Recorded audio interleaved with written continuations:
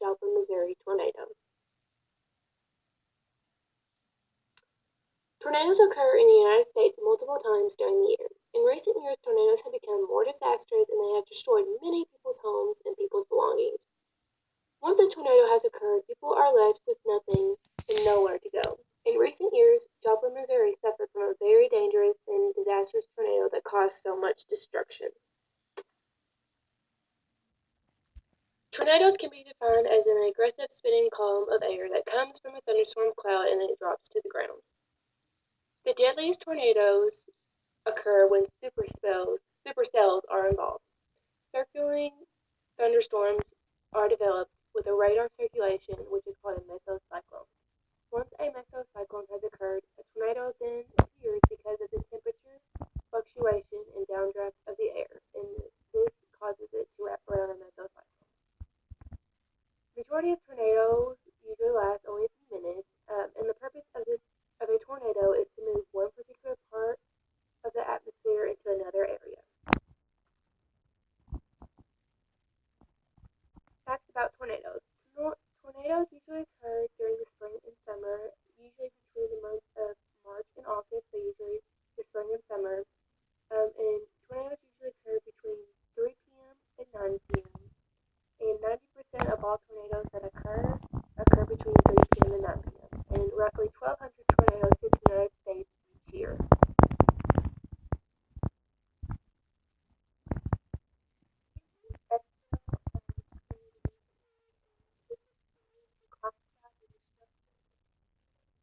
And there are 5 different levels of these tornadoes. The F0 that has very minimal damage. Usually there's maybe minimal exterior damage to homes and maybe a few tree branches can be broken off. F1, there's a little bit more damage. There could be some window damage, such as some broken glass, and there can also be more tree damage, and mobile homes can also be overturned from an F1 tornado. F2, there's a lot more considerable damage. There's a lot more major destruction to mobile homes. There's a larger amount of tree damage. For F3, the damage is very severe. Parts of roofs or even walls can be torn from the homes, and larger portions of trees can be torn. In F4 tornado, there's a lot more destruction. Parts of homes can be demolished or torn off. Cars can even be blown away, and there's just more wreckage. In F5, homes and even buildings can be detached from the foundation, and an entire tree can also be pulled from the ground. Here is a graph, and this shows the magnitude of tornadoes, and it also shows um, that more tornadoes occur between spring and summer, such as April to September. You can also tell that F1 tornadoes occur more often than any other tornado. Joplin, Missouri is located in what is called a tornado alley. A tornado alley is an area located in the United States that experiences a higher frequency of tornadoes each year. In these usually areas such as Nebraska, Kansas, Oklahoma, and parts of Texas, and along with Missouri, are more likely to suffer from more tornadoes. Joplin has a population of 49,024. The city of Joplin is located at the Interstate 44 and US 71. It is also located near the historic Route 66. On May 20th, 2011, Joplin, Missouri was struck by an F5 tornado. Both warm and cloud fronts collided and it created a major thunderstorm. The flash flood warnings were issued and the surrounding counties along with Joplin.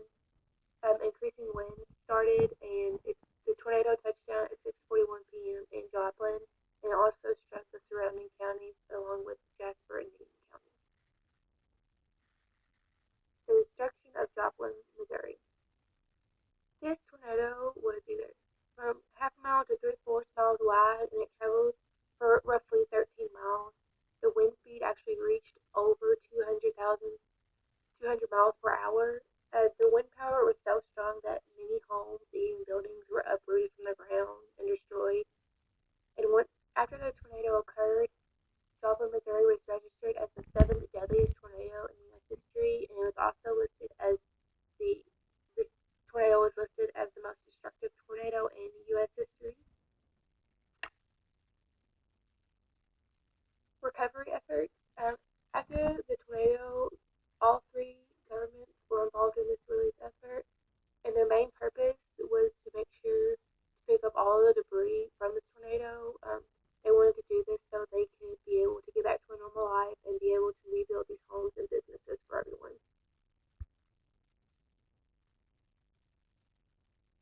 When the tornado hit, roughly 2,000 people came together and volunteered in Joplin. Many of these groups were Red Cross and FEMA, along with many church groups. And the volunteers removed roughly 1.5 million cubic yards of debris. And there was also counselors that came from different parts of America to help these victims cope with the destruction and to help us cope with losing loved ones from this disaster. And the Joplin YMCA also offered victims free daycare for 1 year. They did this so the parents and guardians would be able to look for jobs and be able to provide for their family. And roughly 600 temporary homes were provided to victims. And the insurance companies also give these victims insurance checks, but they're usually less than $5,000. They did this so the victims will be able to find a temporary home and food for their families. After the tornado, 161 people died. 17,000 were affected by this tornado. 4,000 homes were destroyed, and 10,746 citizens registered for financial aid from the state and federal governments.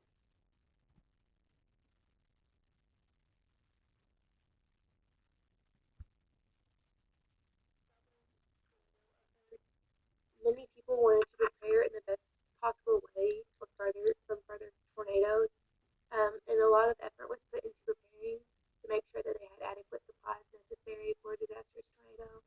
And there are many things that can be done before a tornado, during a tornado, and after a tornado that can help many individuals and families become better prepared for a natural disaster. Important things that you can look for if you know a tornado is approaching. If there's a quietness or silence in the air after a thunderstorm, that is a good indicator. If there's very large amounts of hail, and the best indicator is a funnel cloud, which is a visible circling extension of a cloud base.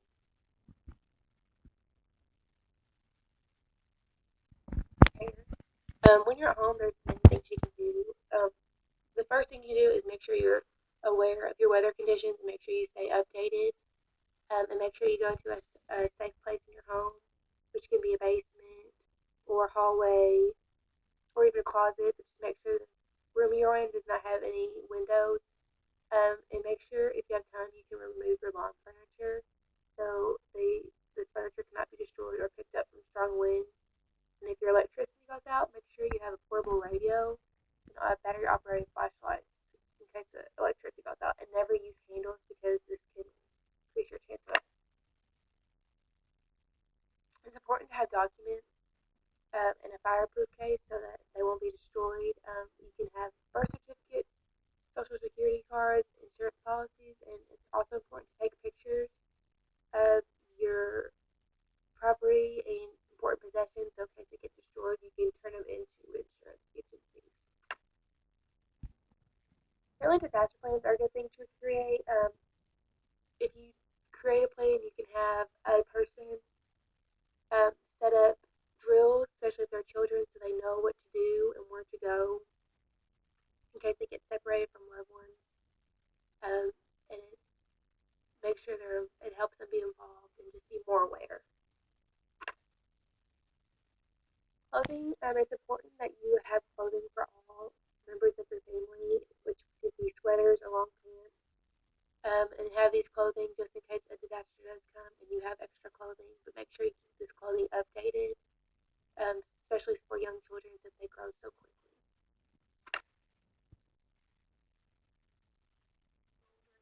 The best thing to do is don't stay near a room that has windows. And if there's a mattress or a thick pillow, put that on top of you and then cover your eyes, head, and neck. So the best thing to do is find a small structure you can stand by that doesn't have any windows. And also you can bend down to a sturdy structure. And if there's a ditch nearby, you can also get down the ditch and again cover your eyes, head, and neck. If you're stuck in a vehicle, it's important that you stay in your seat and make sure your seatbelt is on. And then again, bend below the window and cover your eyes, head, and neck. And if you have a jacket, place that jacket over you so you won't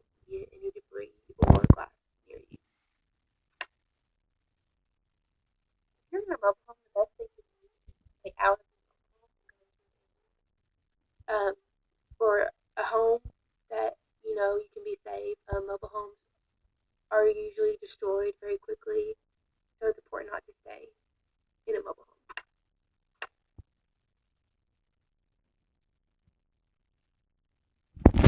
Trapped, it's important that you stay where you are because you can be at a great risk of it collapsing.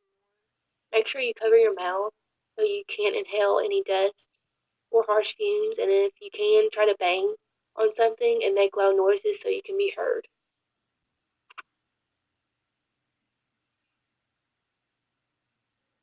Helping with injuries is important to help those with minor cuts if you are certified. And make sure you bandage cuts. Never move someone who's seriously injured unless they are in imminent danger. Always call 911 and make sure that the local authorities are aware of the injuries. When you're cleaning up, it's important that you report any broken power lines and also to stay away from these power lines. Do not go into a building that has collapsed because you are at a greater risk of this building collapsing again. And make sure you shut off your electricity, power, and gas and propane tanks. There are important clothes you can wear during cleaning up process. It's important to wear like steel-toed boots or even tennis shoes, but no flip-flops because you can cut your foot or even step on nails. Make sure you have long sleeve shirts on, and this will help you from getting cut. And it's important to wear gloves so when you pick up wood or even pieces of glass, you will not cut your hands or get splinters. After the tornado, many people want to create safe rooms for homes and businesses. Many people are don't believe in safe rooms, and there are some that think that these safe rooms really can't protect you.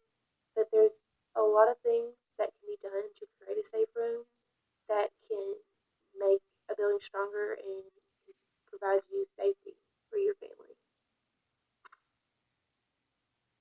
Safe rooms can cost between $2,500 to $5,000, and make sure before you begin this process that you have the proper permits to begin building this room. When you build this room, make sure it is built in an interior place in your home, and make sure it's secured very tight into the ground so it cannot be overthrown or broken. And make sure this building does not have windows, and make sure you have strong material that can withstand extreme wind or even flying debris. And a lot of people use concrete as a material.